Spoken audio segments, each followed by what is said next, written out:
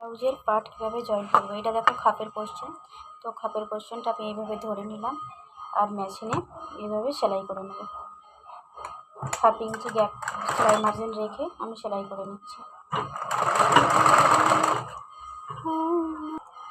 খাপটা ready হয়ে গেল। এবার আমি খাপটা একটা পার্টে জয়েন্ট করব।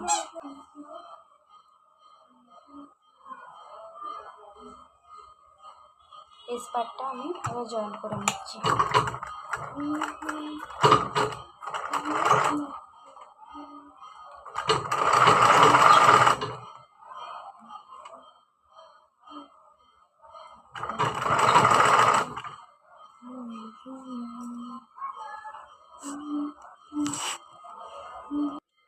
এই পার্টটা জয়েন্ট করে নিয়েছি, শুধু বেল পার্টটা জয়েন্ট করলে একটা পার্ট রেডি। ফাইনালি একটা পার্ট রেডি করে ফেলেছি। তো কেমন হয়েছে অবশ্যই জানিও।